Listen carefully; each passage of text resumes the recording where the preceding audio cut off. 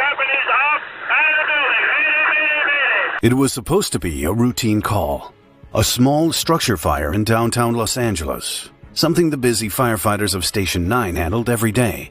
But what began as a standard response would transform into one of the most harrowing incidents in LAFD history, changing the lives of 11 firefighters forever. On the roof of a burning building, a combination of illegal storage, hazardous materials, and a rapidly deteriorating situation will turn a typical Sunday evening into a desperate fight to escape. Back up! Back up! Back up! Back up! As evening rolled in on Saturday, May 16, 2020, the firefighters at Fire Station 9 in Skid Row were just having what felt like a regular day. Situated in downtown Los Angeles, Station 9 is the busiest firehouse in the U.S., handling around 100 emergency calls every day.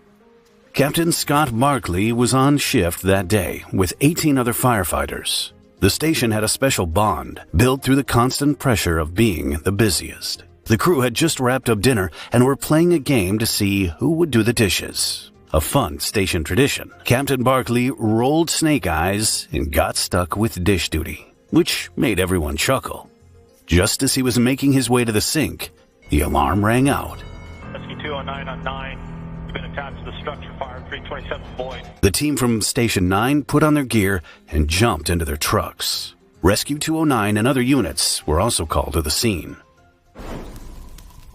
The first firefighting units arrived on scene within 4 minutes of the call. Captain Barkley and his team spotted light to moderate smoke coming from a one-story commercial building in a place locals call Bong Road, a district filled with shops selling smoking products, glassware, and butane canisters. They thought they knew what was happening, and it seemed like a routine call-out. As firefighters tried to get into the building through the rolling steel doors, they ran into some issues. The first door they had opened revealed storage racks stuffed all the way to the ceiling, blocking their way in. We're trying to find an entrance. It's going to be really hard for us to get in. We got a moderate amount of smoke right now coming out of the side. They opened a nearby door and found a narrow hallway about 4 to 5 feet wide. It was so tight that they had to pass through it one by one. While some firefighters entered the building, Captain Barkley took a crew up to the roof to start ventilating the smoke. The roof team assessed the situation and noticed moderate fumes, almost white in color, billowing from the back of the building. At around 6:45 p.m., fully decked out in helmets and safety gear, the upper team began ventilation work. They got to about the 75-yard line of the building and made their first ventilation hole, or keyhole. One firefighter on the top spotted something odd about the smoke coming from the ventilation hole. He said it looked like a wavy, distorted kind of smoke condition, similar to what you see behind a jet engine over hot asphalt. Despite the strange behavior, no one called for an evacuation at this point. Another firefighter glanced toward the back of the building and noticed flames shooting out sideways instead of rising up like they usually do. Back at the scene, conditions were rapidly deteriorating both inside and on the roof. Firefighters inside had made it about 3 to 4.5 meters past the entrance when they came across a ladder with just a 2-foot gap to get through. They realized that if something went wrong and they needed to get out fast, this would be a problem. Using a pike pole, they found a mezzanine above them. Then, out of nowhere, visibility dropped dramatically. The smoke changed from brownish and cold, hanging below their eye lines, to completely black, like something had slammed a door behind them. At about 6:57 p.m., they started to hear a rumbling noise, which some first thought was just the roof team stomping around. Then they heard popping sounds that were like little Chinese firecrackers.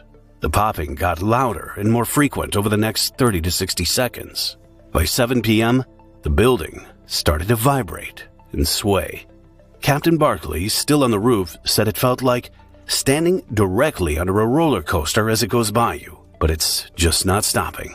Inside, the heat intensified dramatically. Back up! Back up! Back up! Back up! Have an exposure on the delta side. Back up! Back up! Back up for me! The popping sounds became extremely loud. describing it as sounding like the space shuttle or a freight train.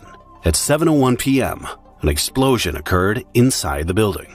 A massive fireball erupted through the structure, engulfing firefighters both inside and on the roof. Geraldine Cleveland, watching from her apartment 3 blocks away, saw the explosion clearly. Everyone in my building thought there was a bomb that went off, she later recalled. It was like a mushroom. The explosion was so intense that it blackened a fire engine parked across the street and melted the responders' helmets.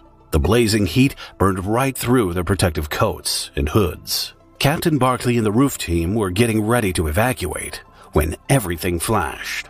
Those inside got knocked to their hands and knees by the force and heat. Firefighters inside the building ran into the ladder that was in their path. Now even worse because it was stuck at a 45-degree angle and completely blocking their exit.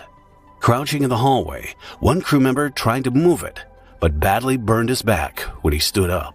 On the roof, Captain Barkley urged his team to get to the aerial ladder that had been moved into place by a fire truck in the street below and escape. "Come on, let's move," he shouted, pushing them towards it. The problem was that the ladder was on fire. Some firefighters were frightened, finding it hard to move. Others, overcome with adrenaline, just ran and jumped onto the aerial ladder. As they tried to climb down the aerial ladder, the firefighters looked down to see flames coming out from the front of the building directly below them. I looked at myself and everything is, just completely on fire. You know, my hands, my arms, my face piece, my helmet.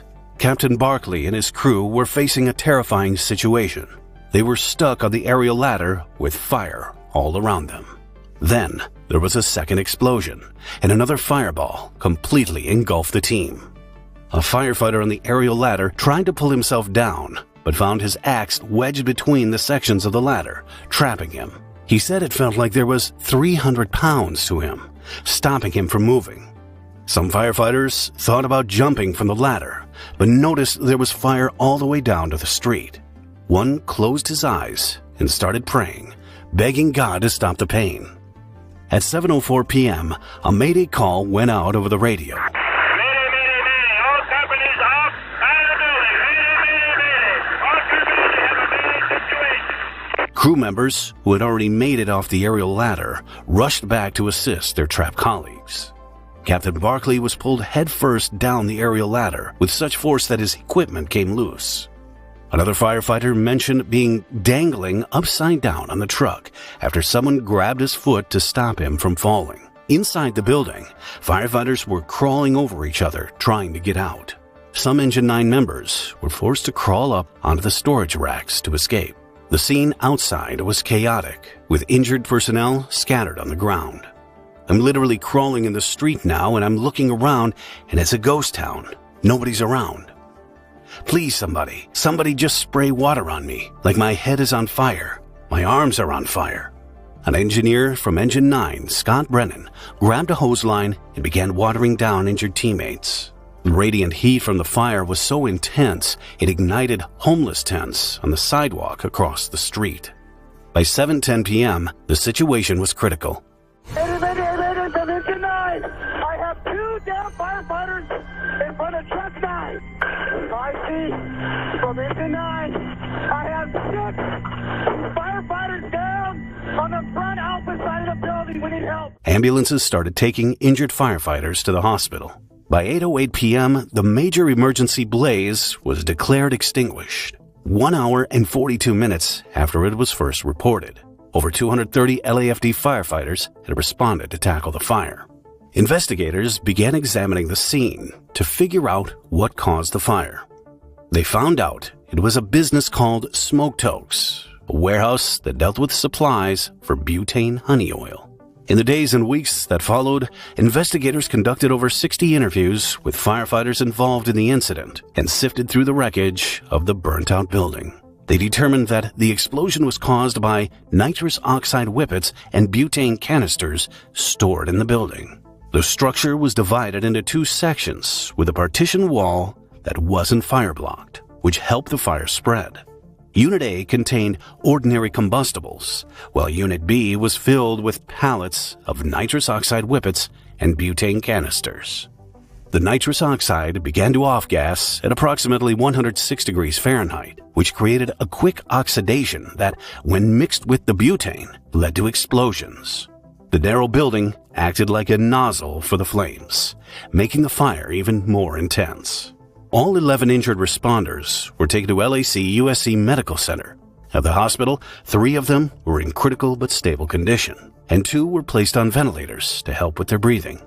Captain Barkley was one of the seriously injured. Many of the injured firefighters, including Captain Barkley, had to go through multiple surgeries and faced long recoveries.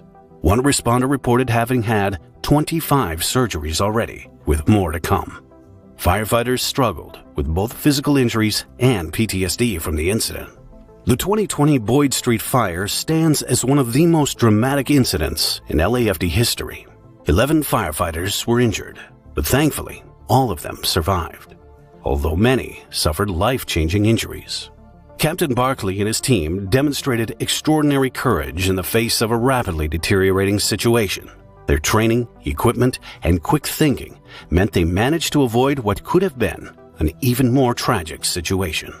The LAFD has put out new policies in place about when fire crews should wear face pieces and go on air, as this protective equipment likely saved lives during the Boyd Street fire.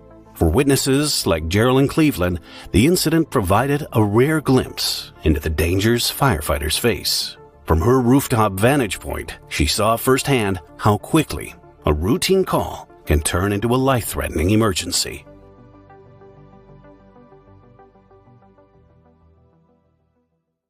If you found this video interesting, please consider subscribing.